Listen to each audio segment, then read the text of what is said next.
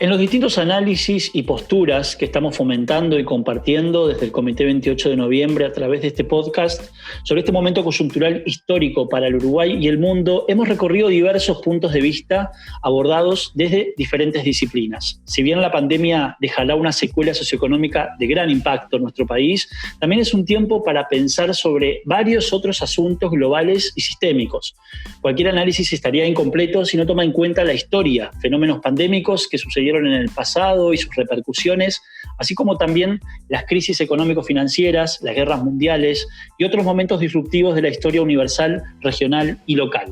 Por eso, en esta ocasión, vamos a conversar con una invitada y un invitado a quienes les agradecemos por estar acá y por sus aportes. Malena Montano, profesora de Historia, egresada del IPA, licenciada en Desarrollo de la Universidad de la República, maestriando en Estudios Contemporáneos de América Latina, docente en secundaria y en Facultad de Ciencias Sociales. Y Pablo Vallejo, también profesor de Historia del IPA, licenciado en Economía en la UDELAR, maestriando en Historia Económica, docente en secundaria y en la universidad. Gracias de nuevo por estar acá. Hola, un gusto estar acá. Muchas gracias por la invitación. Hola, ¿cómo están? Muchas gracias por la invitación. Bueno, vamos a empezar. Hace exactamente un siglo, la llamada gripe española se llevó la vida de 20 millones de personas. Estamos hablando de un mundo que en su momento tenía 1.700 millones de personas de población total, y ahora, 100 años después, con avance de la medicina, pero también de la conectividad, las comunicaciones, con una población de casi 8.000 millones, el efecto del COVID-19 lleva 4,5 millones de personas infectadas y 308.000 muertes. Las cifras de la pandemia actual hasta el momento son sensiblemente menores, pero el impacto en el mundo, tal cual lo conocemos o lo conocíamos, es abrumador. ¿Qué lecciones pudimos aprender de la gripe española del siglo pasado, si es que el mundo tuvo cambios notorios a partir de esa experiencia? Lo importante es considerar que tanto la gripe española como otras pandemias e incluso epidemias a lo largo de la historia han tenido un impacto mayor o menor y diferencial en función de una serie de factores. En primer lugar, uno diría, importa las características de la pandemia en sí misma, qué tanto transmite, qué tan mortal es, tan mortífera, digamos, pero también importa además a quién ataca principalmente, quiénes son las poblaciones más vulnerables, y también importa el contexto específico, político, social, económico, en el cual la pandemia llega, para decirlo de alguna manera. En este sentido, cuando vemos distintas pandemias, tanto la que fue hace ya 100 años, como otras, como las grandes pandemias de la historia, estamos hablando de la fiebre Justiniano o de la peste negra, los impactos que podemos ver dependen muchísimo de este contexto y por lo pronto no son los mismos en los distintos lugares donde la pandemia llega o para todas las personas de la misma manera. Una de las principales particularidades que tiene el contexto hace 100 años, en diferencia al nuestro, es que la gripe española llega en el medio de la Primera Guerra Mundial. Como muchos de ustedes sabrán, no se llama gripe española porque surge en España, lo más probable es que se surgió en Kansas, aunque no es seguro tampoco, sino porque España, que era neutral en la guerra, es quien más reporta pulsos y por ende se lo asoció a España. Entonces, esta gripe quedó bastante como invisibilizada por lo que era el tema del momento, que era la Primera Guerra Mundial. E incluso, vamos a decir, hay muchas cosas que es muy difícil de ver cuáles son los impactos específicos y diferenciarlo de cuáles son los impactos vinculados a la guerra, etc. Pero además de eso, algo que es importante es que la gripe española, así como otras fiebres anteriores, atacaban especialmente a la población económicamente activa y especialmente afectó a los varones entre 18 y 45. ¿Y eso qué generó? Que disminuyó la mano de obra. Algo similar se puede decir que pasó con la peste negra. Y eso tiene un efecto muy particular, porque al reducir la mano de obra, por ejemplo, a veces mejoró las posibilidades de negociación, digamos, de los trabajadores. Y eso es una de las razones por las cuales, y acá siempre hay mucha especulación, los datos históricos sobre salarios o sobre ingresos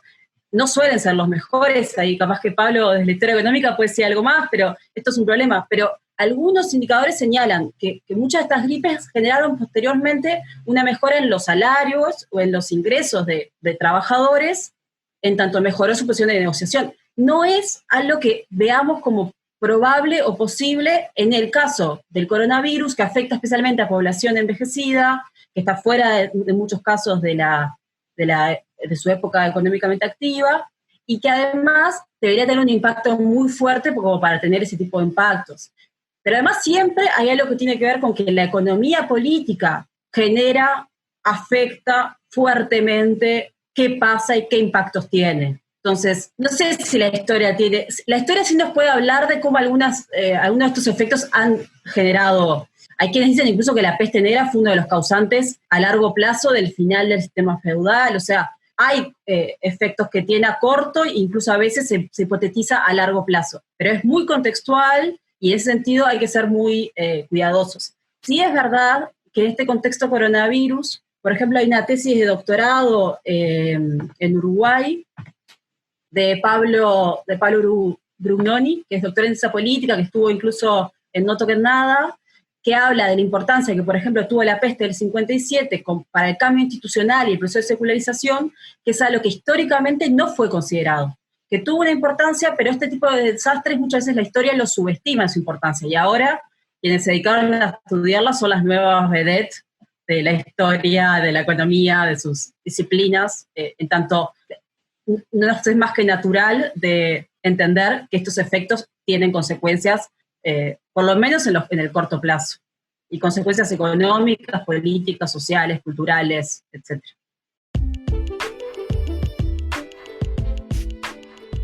Si entendí bien, entonces hay una diferencia entre el impacto que tuvo la gripe española hace un siglo en la población económicamente activa en su momento, un impacto grande entre trabajadores y trabajadoras que hizo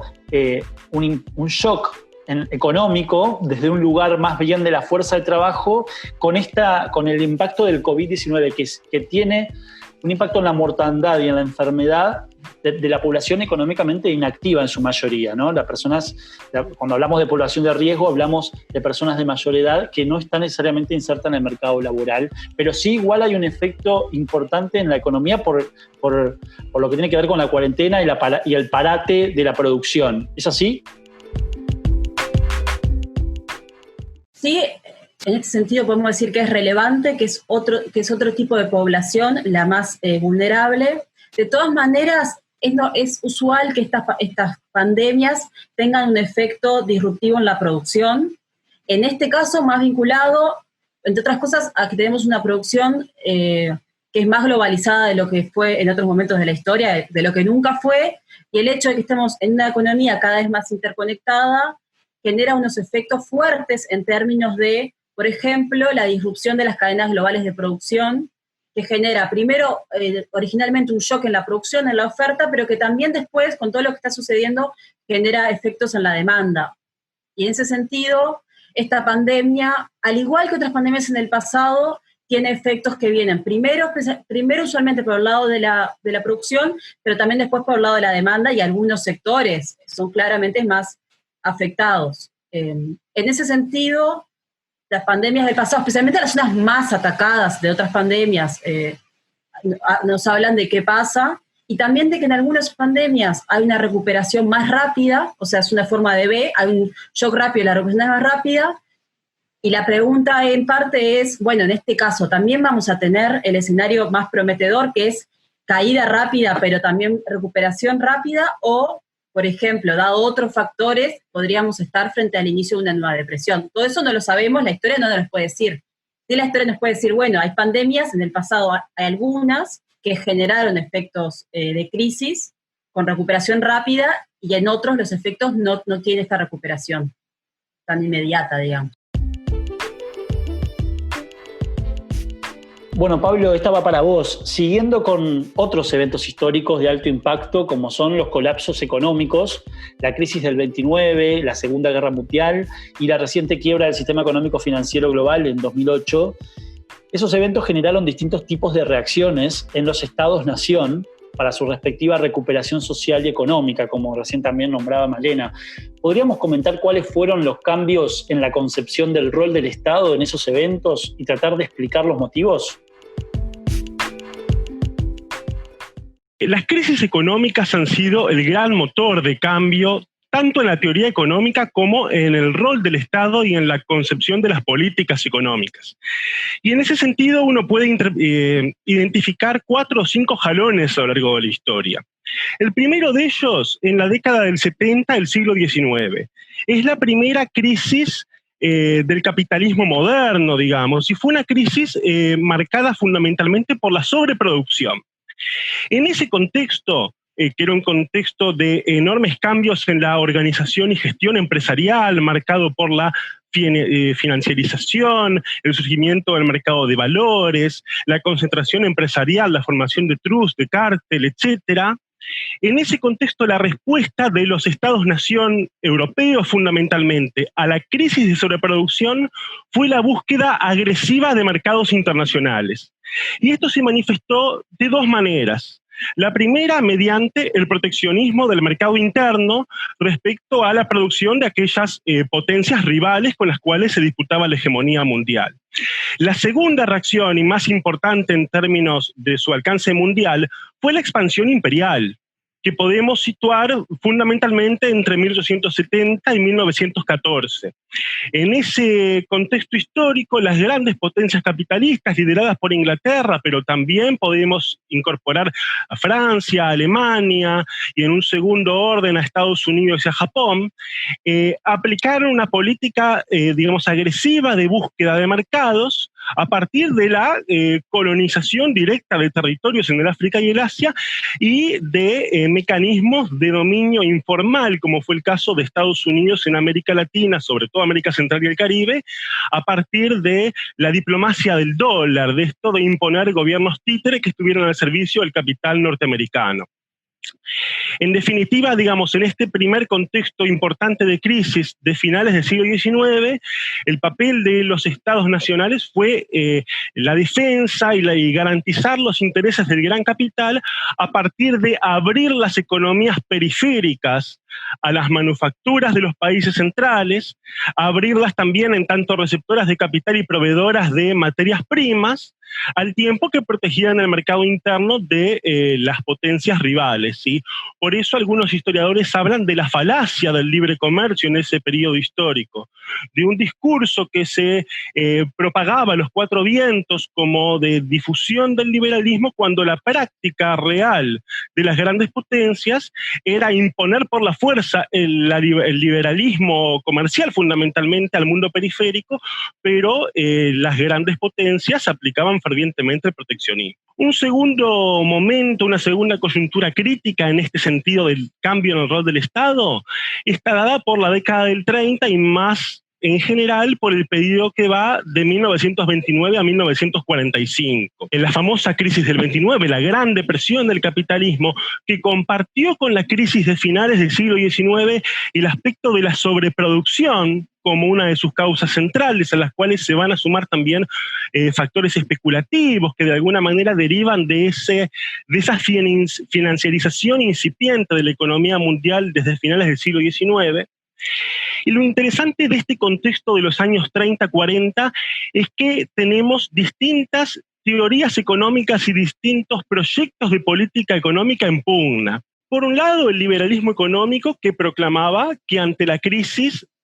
los estados-nación no tenían que hacer nada, porque la crisis era una perturbación transitoria y la solución iba a estar a la vuelta de la esquina en la medida que se deje actuar a la ley de oferta-demanda. Al mismo tiempo, década del 30, tenemos la consolidación del comunismo soviético, de la mano férrea así del estalinismo, que fue inmune a la crisis del 29, ¿sí? La Unión Soviética siguió creciendo, pero sin embargo, esa oportunidad histórica no fue aprovechada por la Unión Soviética para promover la revolución a escala mundial. Además, tenemos la emergencia de los fascismos, que algunos historiadores han interpretado como estados capitalistas de excepción, es decir, en un contexto en el cual la economía se desploma, la tasa de ganancia tiende a cero y en el cual la posibilidad de revolución social estaba latente, los fascismos habrían sido una respuesta de la burguesía, ¿sí?, que buscaba disciplinar a la mano de obra y eliminar de la agenda la idea de revolución social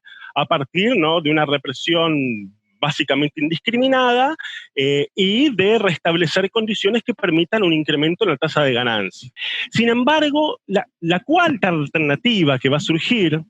que es el capitalismo regulado basado en la teoría de Keynes, ¿sí?, es la que termina imponiéndose a partir de la Segunda Guerra Mundial. El planteo keynesiano básicamente sostiene que el capitalismo efectivamente tiene desajustes, que esos desajustes son estructurales al sistema, pero que pueden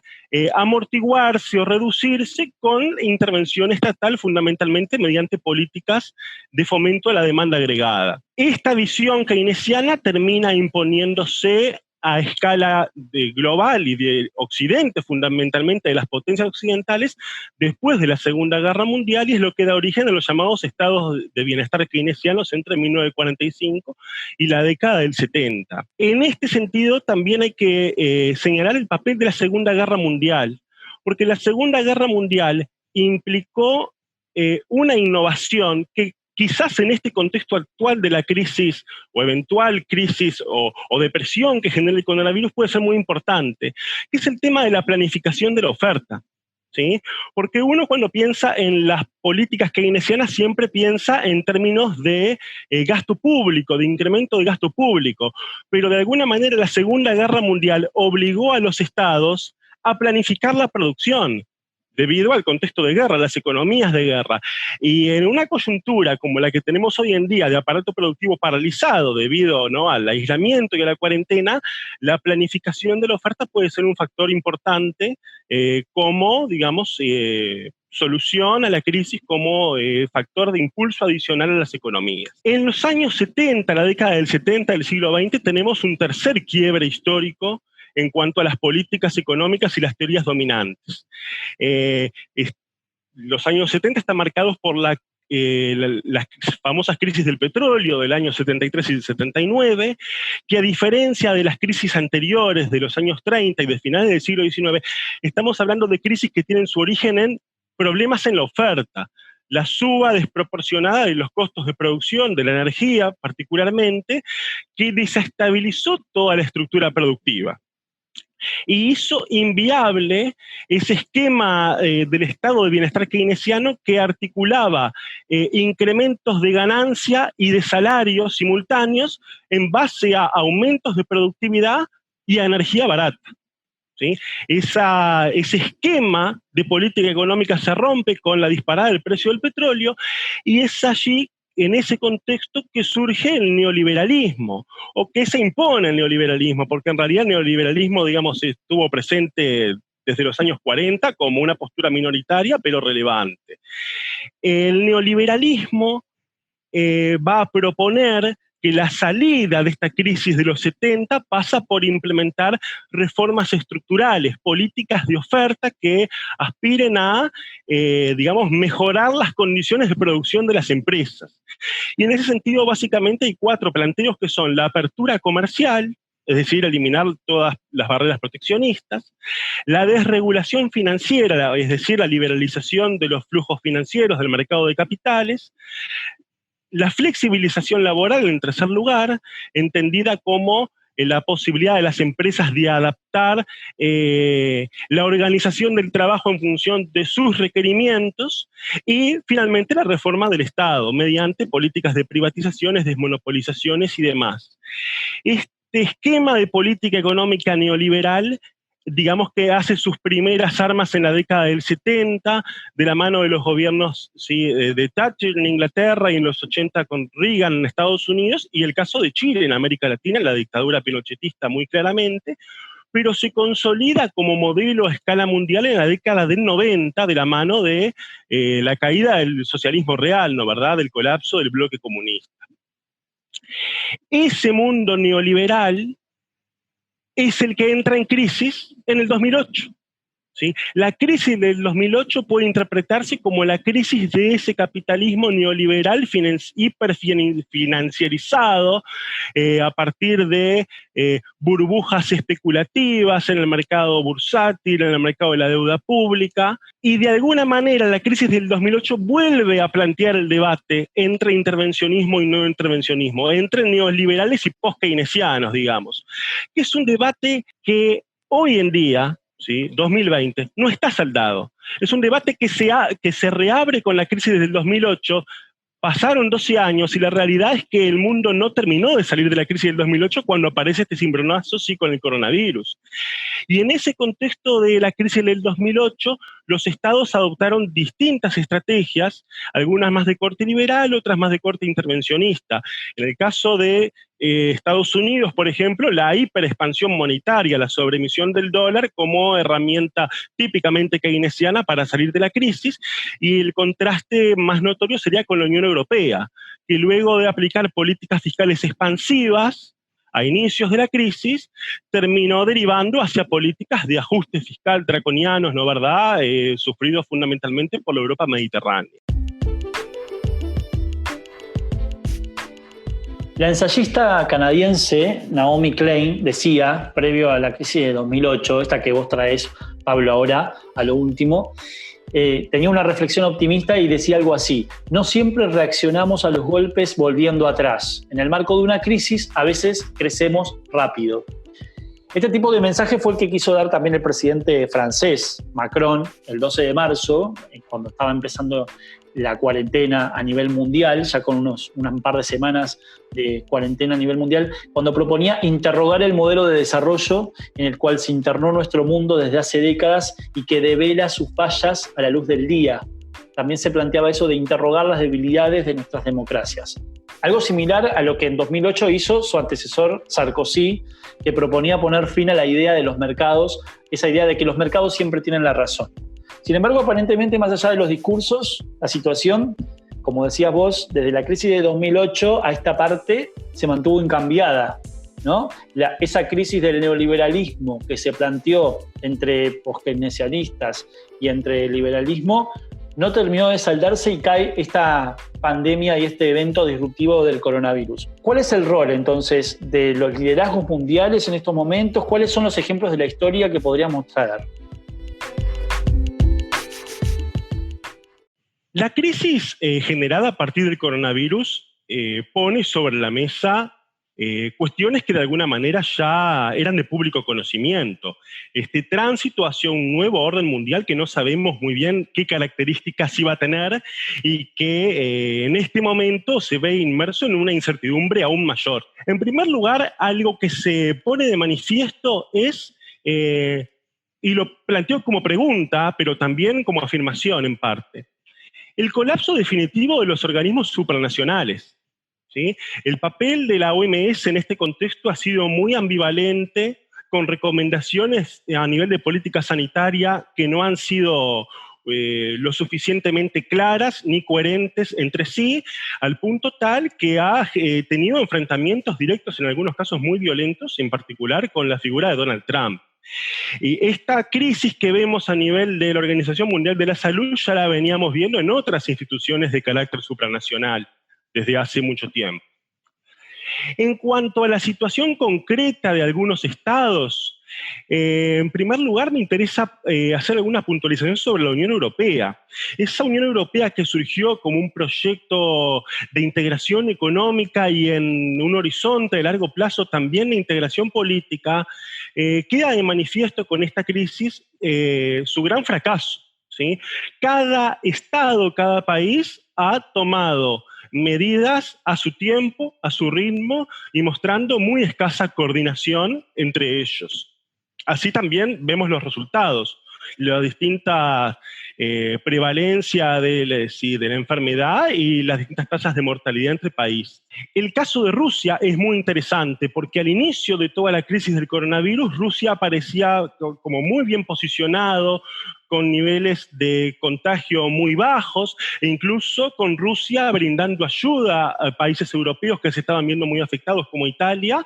Resulta que en este momento Rusia tiene el monstruo metido adentro y esa imagen de Putin como líder prácticamente incuestionable dentro y fuera de Rusia está siendo muy criticada. Más allá de que los niveles de contagio son una cosa y la tasa de mortalidad indica otra y es mucho más baja en este momento que la que están teniendo los países de Europa Occidental.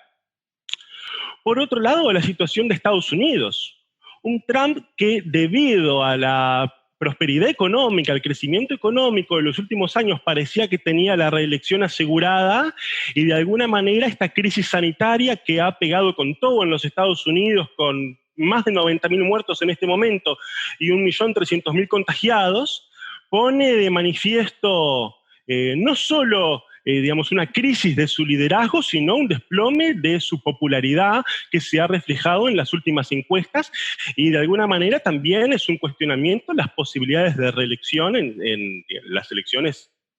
inmediatas que van a ocurrir dentro de muy poco tiempo. Y con el diario del lunes, lo curioso es que el país en el cual empezó todo esto, la gran potencia en la que empezó todo esto, que es China, que parecía que se derrumbaba, que se venía abajo, en este momento parece ser el país mejor parado para hacer frente a la crisis, porque ya tiene su estructura productiva en marcha, no en pleno funcionamiento, pero sí con un nivel de producción muy cercano a su producción potencial, y desde el punto de vista político, la realidad es que la crisis del coronavirus no ha tenido dentro de China efectos análogos a los de los países occidentales. Aún así, desde mi punto de vista, no hay condiciones políticas que hagan vislumbrar un cambio de hegemonías a nivel de lo que fue los atentados del 11 de septiembre, ¿sí? Digamos, desde el punto de vista económico, es como que todas las potencias y todo el mundo en general está bajando 1 o 2 escalones. Difícilmente esto pueda generar correlaciones de fuerza, cambios en las correlaciones de fuerza importantes entre países en la medida que la recesión va a ser generalizada, y lo que está por verse es en qué medida esta situación afecta las posibilidades de Trump para ser reelecto en los Estados Unidos, en qué medida el liderazgo de Putin es puesto en tela de juicio por esta situación, y sobre todo cómo se va a arreglar la Unión Europea, que además de enfrentarse a una crisis sanitaria y humanitaria importante, va a tener que hacer frente a una crisis económica brutal, cuando ni siquiera había terminado de paliar la crisis del 2008. Malena, ¿consideras que las izquierdas han jugado un papel relevante en la construcción del mundo tal como lo conocemos ahora? ¿Cuál crees que ha sido el alcance de la influencia y cuál crees que son las experiencias más relevantes de su protagonismo en distintos momentos de la historia? Si vemos, por ejemplo, el recorrido histórico que hizo Pablo, podríamos en el medio haber estado también hablando de las correlaciones de fuerza y de los movimientos y los partidos políticos que explican en parte por qué se han dado en distintos momentos históricos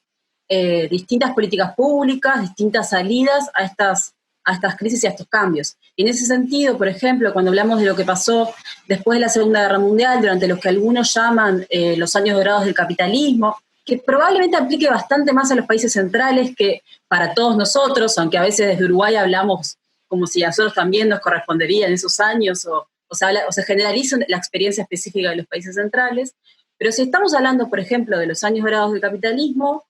y esta salida de la Segunda Guerra Mundial con estos estados de bienestar y este mayor peso del keynesianismo, también tenemos que hablar del peso que tuvieron, ya sea las izquierdas socialdemócratas, los sindicatos, y entre otras cosas, el miedo al 17, el miedo al comunismo, el miedo a lo que es la experiencia soviética,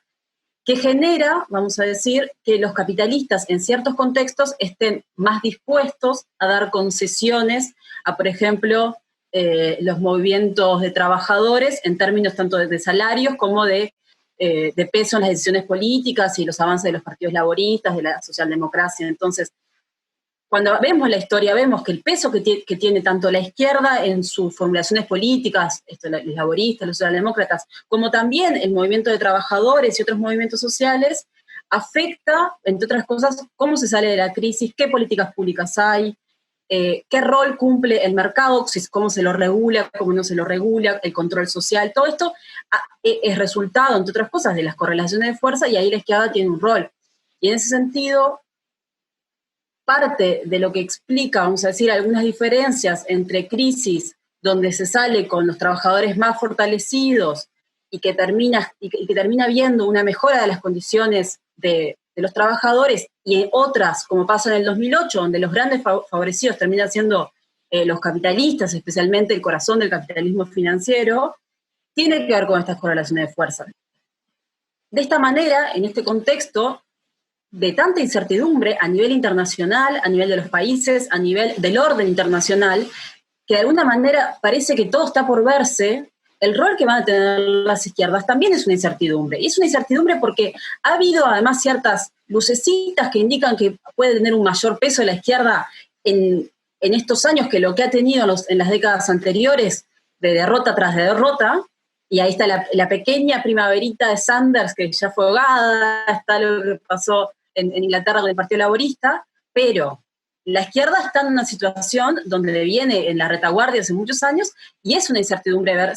qué rol va a cumplir y qué rol puede cumplir, en particular en algunos países que son claves en el orden mundial, estamos hablando de Estados Unidos, estamos hablando de la Unión Europea, para ver si la salida de la crisis, y siendo muy simplista, y una eslogan que se viene diciendo mucho, entre otras cosas, la pagan los capitalistas o la pagan los trabajadores. Y eso, en parte, depende del rol que puedan cumplir, ya sea las izquierdas partidarias, como, entre otras cosas, el movimiento de trabajadores y el conjunto de los movimientos sociales en las distintas partes del mundo. Malena, y me nace preguntarte cómo ves posicionado a los movimientos de izquierda en América Latina, en este escenario, donde vos recién nombrabas algunos ejemplos de posibles resurgimientos de izquierdas en el mundo, y después de este principio del siglo XXI, con el progresismo que después se desinfló, o la restauración de la derecha que estamos viviendo en parte también en nuestro país, ¿cómo ves ahora posicionadas las izquierdas de Latinoamérica para afrontar el desafío que se viene en el momento después del coronavirus? Está muy bien la pregunta, entre otras cosas, porque ahora, pensando en lo que respondí, hablé entre otras cosas de lo que ha sido el retroceso de las izquierdas en las últimas décadas en el mundo, que es algo que dicen mucho en el centro, y yo estoy hablando de Latinoamérica, estamos hablando de Uruguay, en el medio de lo que podemos llamar es el final de un ciclo progresista, donde por lo menos en Sudamérica venimos de años donde predominaron en algunos de los principales países fuerzas progresistas o de izquierda, y hay toda la discusión sobre la literatura. La realidad es que el coronavirus llega en el medio, llega a América Latina en una América Latina que desde el 2015 tiene, con cierto fin del mundo de las commodities, tiene economías que están ralentizadas y que eso además está acompañado de contextos políticos podemos decir de nuevo, incertidumbre, pero que en algunos casos de cambio con distintas señales. Tenemos, por supuesto, la llegada de Bolsonaro, tenemos lo que fue Macri, pero ahora la vuelta de Fernández, tenemos el movimiento en Chile, que cuna el neoliberalismo. Entonces, el coronavirus se encuentra a América Latina ya con muchos desafíos en términos económicos, y con un contexto político de preocupación, porque además se habló en un momento del fin del ciclo, no es tan claro que el ciclo terminaba, pero entre que el ciclo termina, no empiezas a ver tan claramente que hay un nuevo ciclo, llega esta situación. Y esto no solamente importa en términos de qué va a pasar, que no sabemos de acá a 10 años, en términos de las fuerzas de izquierda y las fuerzas de derecha. También implica hablar de la calidad democrática y de los desafíos que está teniendo en este momento la calidad democrática en distintas partes de América Latina, bajo gobiernos que podemos denominar de izquierda y bajo gobiernos de derecha. Y acá hay un montón de desafíos que tiene el continente, y capaz que no es tan específico de acá, pero uno podría decir, vos citaste anteriormente a Naomi Klein y lo que hice en la doctrina de Shock. Klein referencia a Milton Friedman, uno de los padres del neoliberalismo, y Milton Friedman tiene una frase de que las crisis, ya sean reales o presumibles, son momentos donde se abre el universo de lo posible. Estoy parafraseando mal, pero por un lado va por ahí la frase de Friedman. Y lo que ayer pareció imposible empieza a ser cada vez más realista. Y Friedman está hablando de la importancia de que las ideas neoliberales estén a la orden en el momento que eso pase. Y lo estuvieron y lo van a estar ahora. Pero también, diría Klein, las ideas progresistas tienen que estarlo, si es que consideramos que lo importante es ir hacia esa dirección. Y en ese sentido, hay muchos que señalan que la crisis son momentos de cambio institucional, o son momentos donde se abre el horizonte de cambio institucional, y creo que no es menor el Financial Times, por ejemplo, uno de los diarios más importantes de los capitalistas, para decirlo de alguna manera, hizo hace poco una editorial donde habla de la necesidad de cambios que hasta ayer eran imposibles de pensar. Y esos cambios que propone el Financial Times que van a ser posibles incluyen la redistribución, incluye repensar el rol del Estado, incluyen cosas que nos pueden parecer capaz que ni siquiera tan imposibles, pero que si el Financial Times está planteando una solución, nos dice que hay algo que está pasando y que hay que poner el ojo, y que hay que poner el ojo también desde la especificidad de América Latina. En el centro se está hablando mucho del New Green Deal o de otras propuestas, se habla mucho del UBI y de esas posibilidades. Bueno, ¿qué pasa en América Latina? ¿Qué pasa en la periferia? Que nos agarran en el medio de un cambio de ciclo, siempre con menos recursos, siempre con las limitaciones que tiene partir de una situación periférica, con muchísimo menos poder de maniobra a nivel, por ejemplo, de política monetaria. Y esto, de nuevo, me parece que ahí está todo por verse y las correlaciones de fuerza tendrán mucho para decir, tanto a nivel de las elecciones, pero también a nivel de los movimientos sociales. Y cuando digo movimientos sociales, no solamente los que uno podría llamar desde la izquierda emancipatorios, que son los que pensamos más. También estamos hablando del rol de los movimientos evangélicos, también estamos hablando de movimientos que uno podría llamar neofascistas, de las nuevas derechas, del rol que han tenido los libertarios en estos últimos años. Estamos hablando de una disputa política en el sentido electoral y en el sentido amplio, que es cultural, que es social, y que es un horizonte donde parece ser que hay mucho que se abre, aunque capaz dentro de 20 años dijimos, la verdad creímos que iba a cambiar todo y, ¿sabes qué? No cambió nada. No sé. No, digamos, no seamos si creamos que todo el tiempo que va a terminar el capitalismo y para los 2 minutos estar arrepentidos, no sabemos. Pero sí puede ser que se abra un horizonte de posibilidades y que ahí la izquierda debería intentar cumplir un rol en Uruguay, en América Latina y en el mundo. Según esto que dice Malena, con respecto a estos horizontes posibles que se abren en este momento para que o todo siga como está, se profundicen las desigualdades y las injusticias, o que haya unos posibles futuros distintos y disruptivos. Y teniendo en cuenta esto de la teoría del shock que ustedes nombraron hace un rato, y ahora, Pablo, te pido que nos las definas un poco más para aclarar y para que todos aprendamos de qué va. ¿Cuáles son, entonces, para vos los horizontes que podemos imaginar a raíz de este impacto mundial con el coronavirus? La teoría del shock plantea que en determinadas coyunturas, ¿sí?, momentos de choque, de golpe, la sociedad entra en una especie de parálisis, de traumatismo, y que es incapaz de responder, de movilizarse ante políticas netamente antipopulares que el gobierno de turno desea imponer. En esta coyuntura latinoamericana, donde estamos viendo una nueva oleada de gobiernos de derecha, a mí me resulta muy preocupante. La manera en la cual la llegada del coronavirus le brinda al poder político la posibilidad ideal para imponer políticas netamente antipopulares sin encontrar enfrente movimientos sociales o partidos políticos que le puedan hacer frente. Porque en nombre de la unidad nacional, la gente no puede salir a la calle a protestar. En nombre de la unidad nacional, cualquier partido político que quiera ir en contra de las decisiones políticas que toma el gobierno es señalado inmediatamente como conspirador, está en contra de la unidad nacional, en contra de la patria, etcétera, etcétera. En particular, hay 3 cuestiones que me interesa señalar como específicas para esta coyuntura de América Latina. En primer lugar, ¿en qué medida está en tela de juicio el restablecimiento de las libertades individuales y colectivas? En segundo lugar, ¿cuál va a ser el impacto de las políticas de ajuste que son inexorables porque la recesión ya está presente y se va a agudizar? ¿Qué impacto van a tener las políticas de ajuste en el gasto público social? ¿Y qué impacto va a tener a nivel laboral? Yo soy muy pesimista en cuanto a la recuperación del empleo en el corto plazo. Y creo que en nombre del equilibrio fiscal, de mantener los equilibrios macroeconómicos y del famoso derrame de que hay que generar condiciones adecuadas para la inversión, puede venirse un escenario muy complicado en términos laborales y de gasto público social. Y en tercer lugar, me interesa el papel de los medios masivos de comunicación. ¿En qué medida están marcando agenda? ¿Van a seguir marcando agenda? ¿De qué se habla? ¿De qué no se habla? ¿Quiénes hablan? ¿En defensa de qué intereses? Porque esta coyuntura es ideal para imponer un cerco mediático contra los intereses populares y las instituciones que habitualmente se manifiestan en la defensa de esos intereses.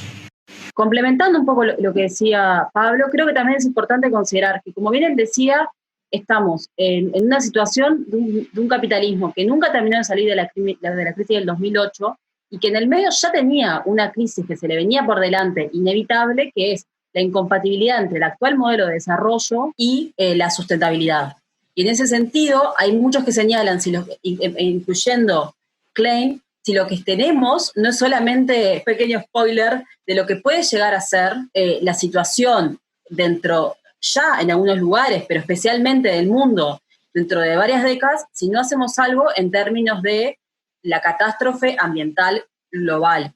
Y en ese sentido, si ya de por sí, digamos, podemos hablar de cómo el coronavirus está vinculado a el avance de los seres humanos en términos de la naturaleza y nuestra relación con los animales y cómo después se da incluso estas enfermedades, también hablamos de cómo esta situación también tiene algunos componentes de algo que puede venirse complicado en términos de, en nuestro actual modelo de desarrollo no parece ser compatible con la sustentabilidad ambiental, pero además algunas alternativas como el decrecimiento no parecen al día de hoy ser compatibles con la mejora de las condiciones materiales de la mayor parte de la humanidad, especialmente esa humanidad que no vive en el centro global y que no son al día de hoy los pocos privilegiados que están del otro lado de este barco turbulento. En ese sentido, a todo esto que ya tenemos, a todo este contexto preocupante, tenemos una situación que hay que considerar, que es qué pasa con la dimensión ambiental y qué pasa no solo cuando pensamos en cambio climático como eso que parece tan abstracto, sino ya de por sí que implica desde los aumentos de las cianobacterias hasta los aumentos de las inundaciones.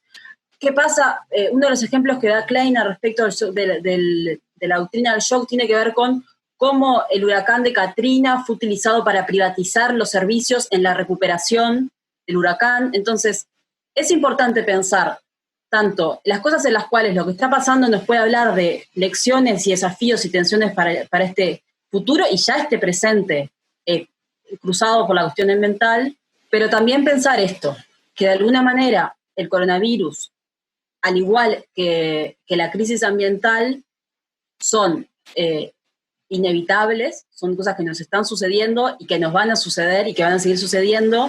pero que como siempre, qué efectos y qué implicancias van a tener tiene que ver con esto que venimos hablando, de estas correlaciones de fuerza. Y no es menor que vivimos en un mundo en el cual, como decía Pablo, los dueños del poder fáctico también están en un momento bueno en términos de poder político y de su rol en el gobierno, y el poder fáctico a través de los medios, a través incluso de los mecanismos que tiene en términos de que al manejar las inversiones, a manejar dónde está el capital y dónde no está el capital, siempre tiene un peso muy fuerte en cómo salimos, si salimos de estas crisis o de esta posible depresión. La historia tiene mucho para contarnos, pero además tiene mucho para enseñarnos, y les agradecemos a ustedes dos por habernos dado herramientas para hoy también irnos con el convencimiento de que la correlación de fuerzas actual está absolutamente desfavorable para las izquierdas en el mundo y que igual, de todas maneras, la incertidumbre y los escenarios y los futuros están en disputa y que tenemos un rol para jugar. Es importante no caer necesariamente en un pesimismo de que todo va a seguir como está o va a ser peor, pero sí tener en claro de que si no actuamos y si no nos empoderamos y si no trabajamos, si no militamos, si no hacemos que las cosas pasen, los poderosos, los medios de comunicación, las grandes concentraciones de poder están preparados para seguir ejerciendo la desigualdad en el mundo. Les agradezco mucho, Pablo, Malena, por acompañarnos. El 28 está muy agradecido como comité por su aporte y les saludo especialmente. Bueno, un placer estar acá. Nos seguiremos viendo por estas vías o por otras y eventualmente en la presencialidad. Que tengan buenas noches, o buenos días o buenas tardes, depende de cuándo nos estén escuchando. Muchas gracias por la invitación. La verdad que ha sido un placer compartir con ustedes esta instancia y, bueno, a resistir.